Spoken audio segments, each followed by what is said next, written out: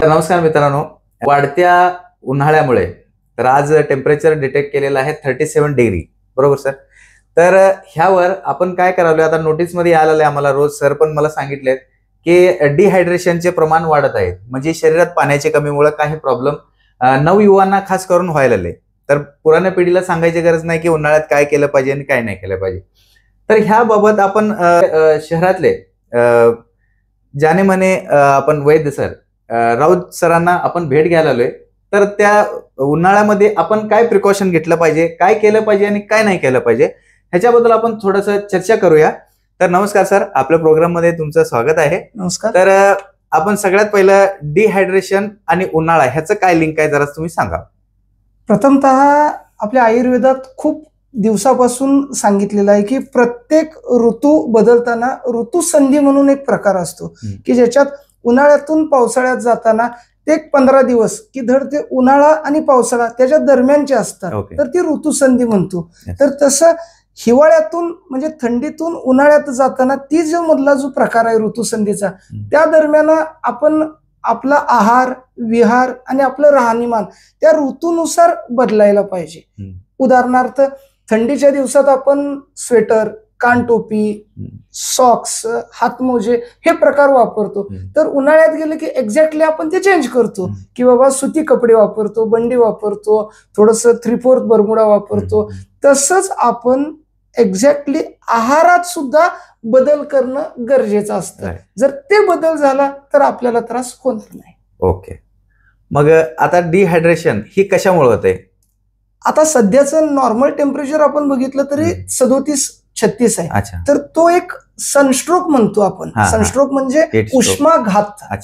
याच्यात उष्म आणि उन्हाळ्याचा प्रकार टेम्परेचर एवढं वाढलेलं असतं की ते शरीरातलं पाणी शोषून घेतं आणि शोषून घेतल्यामुळं शरीरात घामाद्वारे ते पाणी बाहेर पडतं आणि ते पाणी आपण भरून काढायला पाहिजे.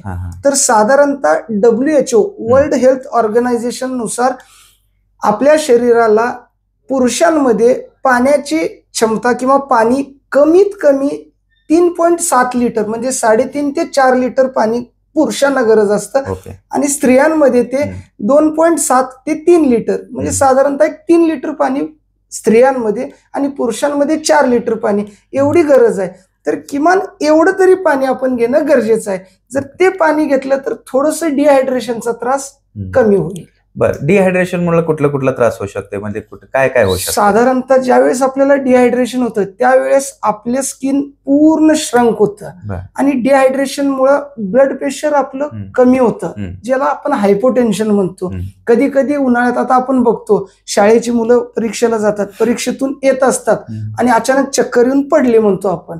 तर तो जो आहे तो त्याच्यात हायपोटेन्शन बीपी एकदम कमी होतं आणि त्या डिहायड्रेशन मुळे कधी कधी लूज मोशनचं पण प्रमाण येतं, वॉमिटिंग मुळे पण डिहायड्रेशन होतं. तर तो प्रमाण आपण कमी करण्यासाठी आपल्याला वॉटर इम्बॅलन्स करणं गरजेचं आहे. राईट सर, आता मला एक सांगा, आता एक नवयुवा युवती आहे, इन केस इमर्जन्सी आपल्या समोर झालंच, एखादा डिहायड्रेशन मुळे व्यक्ती जमिनीवर कोसळला, तर सगळ्यात पहिलं काय केलं पाहिजे? सगळ्यात पहिलं जर कोसळल्या आपल्याकडे काय प्रथा असते की एकदम 10-15 जण जायचं आणि गर्दी करायची. तर कधीही तसं करायचं नाही. तिला थोडस हवा येण्यासाठी जागा सोडायची. तर एक 2-3 जण थांबायचं. तिला शक्यतो जमल्यास तिथं आजूबाजूला कुठं कॉट असलं तर त्या कॉटवर ठेवायचं आणि हेडलो प्रोसिजर हे द्यायची पोझिशन. हेडलो म्हणजे डोकं थोडं खाली ठेवायचं, पाय थोडं वरती करायचं आणि थोडस थंड पाण्याचा त्याच्या चेहऱ्यावर मारा करायचा आणि थोडस हवा द्यायची. तर हा प्राथमिक उपचार करणे आणि त्यानंतर तो युवक किंवा ती युवती कॉन्शियस झालं की मग तिला जवळच्या नजदीकच्या आपण क्लिनिक मध्ये घेऊन जायचं. बरं, सगळ्यात त्याला काय प्यायला द्यायचं असं काय तुमचं म्हणणं आहे का? आता प्यायला जायला तर असं भरपूर आहे, कारण सध्या उन्हाळा भरपूर आहे. तर ह्या उन्हाळ्यात आपले आहार विहार खूप महत्वाचे आहेत. सध्याचं जीवन किंवा सध्याची युवक युवतीचं प्रमाण हे स्पष्टच मी सांगतो की जे बनवलेले फूड आहेत आर्टिफिशियल त्याच्याकडे भरपूर योग आहे. जर जे शीतपेय आता ऍडव्हर्टाईज करतो की ऍडव्हर्टाईज बघतो आपण की ह्या एखाद्या हिरोनं किंवा त्या हिरोईननं ते सॉफ्ट ड्रिंक पिलं किंवा ह्याचं असं नावं घेत नाही मी, स्प्राईट असेल, 7 अप असेल किंवा काही असेल, तर यांचं पिणं हे भरपूर चालू आहे. तर त्याच्या बदल्यात खूप चांगली चांगली पेय आहेत की जे आपल्या शरीराला त्रासी करत नाही आणि आपलं शरीरातलं तापमान आतलं मेंटेन ठेवतं. उदाहरणार्थ सांगायचं म्हणजे आपल्या आयुर्वेदात सगळ्यात चांगलं सांगितलंय की ताक म्हणजे तक्रम लघु कषायामलम दीपनम कफ पाचनम. म्हणजे तुमच्या शरीरातलं सगळंच पित्त कफ वात हे सर्व काय आहे ते ताक पूर्णपणे मेंटेन करतं. त्याच्याबरोबरच आपल्या इथं कोकम सरबत आहे की जे घरात बनवू शकतो आपण. ते कोकम सरबत आपण घेतलं तर त्याचाही आपल्या शरीराला खूप चांगला उपयोग आहे.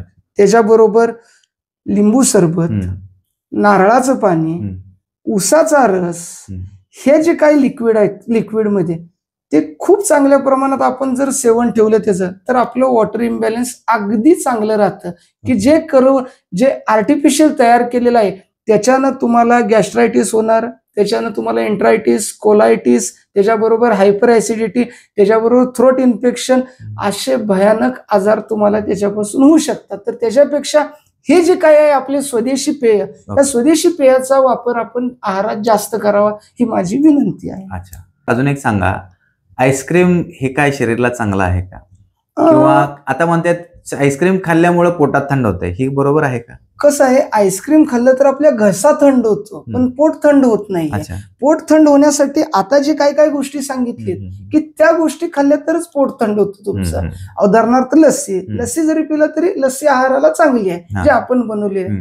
पण आईस्क्रीम आपल्याला घशाला थंड वाटतं पण पोट थंड करत नाही आईस्क्रीम.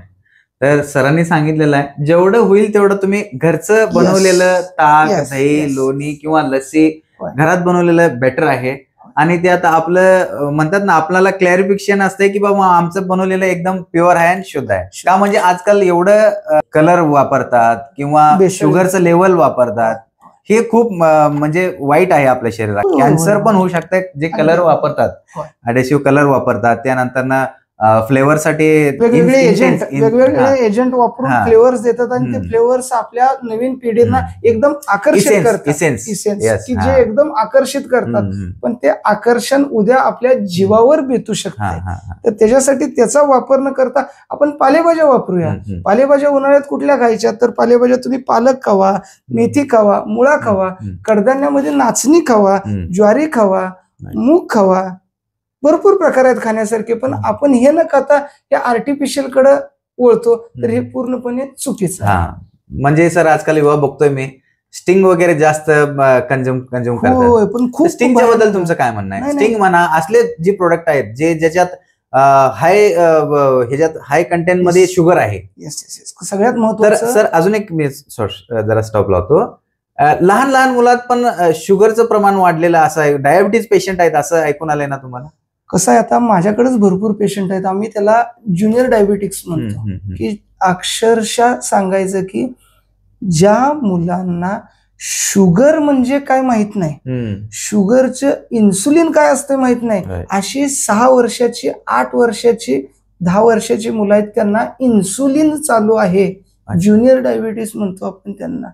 आणि हे प्रमाण त्यांच्या हिस्ट्रीमध्ये त्यांच्या फॅमिलीमध्ये कुणालाही शुगर नाहीये पण ते त्यांना झालेलं आहे. तर याला कुठं तर हे कारणीभूत, हे कुठं तर आपलं प्लॅस्टिक फूड, कुठं जंक फूड हे कुठं तर कारणीभूत आहे.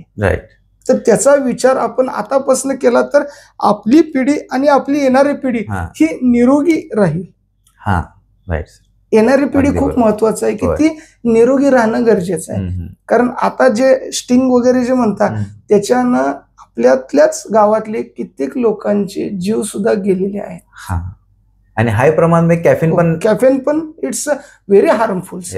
त्याच्यामुळे आपण त्याचं सेवन न करता माझं तर नवीन युवक पिढींना एक कळकळीचं सांगणं आहे की ह्या सगळ्या गोष्टीपासून आपण खूप लांब राहणं गरजेचं आहे. कारण आपलं हे भविष्य हे आदर्श भारत बनवायचं आहे, सशक्त भारत बनवायचं आहे आणि ते निरोगी भारत बनवायचं. आणि ते बनवताना आपण स्वतः निरोगी आणि सदृढ राहणं गरजेचं आहे. स्वामी विवेकानंदांचा आदर्श घेऊन आपण एक आदर्श राष्ट्र बनवायसाठी आपल्या सगळ्यांचंही त्याच्यात अविभाज्य प्रयत्न राहणार आहे. बरोबर आहे. सर अजून एक विषय होता, फ्रीज मधलं पाणी चांगलं किंवा नॉर्मल मटक्यामध्ये आपलं पाणी चांगलं, ह्याच्याबद्दल एक सांगा. मटक्यातलं पाणी चांगलं, कारण फ्रीज मध्ये आपण त्याला आर्टिफिशियली तयार केलेलं असतं की जेणेकरून त्या आतलं टेम्परेचर तेवढंच ते मेंटेन ठेवतं. पण बाहेरचे टेम्परेचर 37-35 आहे आणि आतलं टेम्परेचर जर 4 आणि 5 आहे आणि त्या टेम्परेचर मधलं पाणी जर तुम्ही पित असाल तर तुमचं शरीर बाहेर 37 डिग्रीला असतं आणि इंटरनली तुमचं 4 डिग्रीचं पाणी गेलं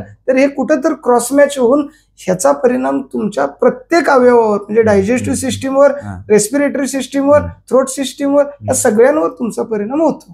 त्यामुळे माठातलं पाणी इज द बेस्ट. येस.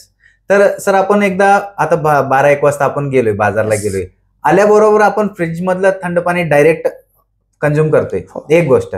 आणि दुसरी गोष्ट, काही लोक बघितलंय डायरेक्ट थंड पाणी डोक्यावर घालून घेतात. हे कितपत बरोबर आहे? सगळ्यात चुकीचं आहे. आल्या आल्या तुमचं शरीर त्या टेम्परेचरला मॅच होणं गरजेचं आहे. पहिल्यांदा आल्या आल्या एक काम करू शकता आपण, पहिल्यांदा बाहेर पडतानाच घराच्या एक सनग्लास नॉर्मली, अदरवाईज एक गोल टोपी, जी गोल कॅप असते ती कॅप घेऊन तुम्ही गेला तर तुमचा उन्हाची तीव्रता 50% कमी होईल. त्याच्यानंतर घरी आल्यावर हातपाय तोंड धुणे साध्या नॉर्मल पाण्याने, एक 10-15 मिनिटं झाल्यावर खूपच गरम वाटलं तर साधं आपलं टॉवेल ओलं करून ते डोक्यावर ठेवलं तरी पण चालतं, पण डोकं भिजवायची डायरेक्ट गरज नाही. अच्छा सर, अजून एक विषय होता की आपण कपडे कुठले परिधान केलं पाहिजे, म्हणजे कलर काय मॅटर करतात? सगळ्यात महत्वाचं शुभ्र पांढरा कलर हा म्हणजे उन्हाळ्यात घालण्याचा गरज आहे, कारण त्याच्यात आपले जे सनरेज आहेत ते व्यवस्थित आपल्याला त्रास करत नाहीत आणि सुती कपडे वापरणं गरजेचं.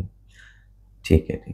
मग अमूमन जास्त करून फुल वेअर कपडे घालायची गरज आहे आणि मग साधारण पांढरे कपडे, पांढरे, आणि सनस्क्रीन लोशन वगैरे आहेत जे उन्हाळ्यात जाताना आपण युज करू शकतो जेणेकरून आपली स्किन व्यवस्थित राहू शकते. सर समजून घेतलं मित्रांनो, आपण उन्हाळ्यात काय काय प्रिकॉशन घेतलं पाहिजे, काय सूचना सरांनी जे दिल्यात ते फॉलो केलं पाहिजे. आणि ही नवयुवा जो आहे, खास करून रोज 1 ना 2 सरांजवळ आणि माझ्या कानाला पण ऐकून येतात की डिहायड्रेशन मुळे काय व्हायला आहे, ह्याचा सरांनी सर्वात महत्वपूर्ण माहिती दिलेला आहे. तर ह्या माहितीनं फॉलो करून तुम्ही पण आपल्या आरोग्याकडे लक्ष द्यावं असं म्हणून ह्या व्हिडिओला इथं थांबवतो. सरांचं खूप धन्यवाद. थँक्यू.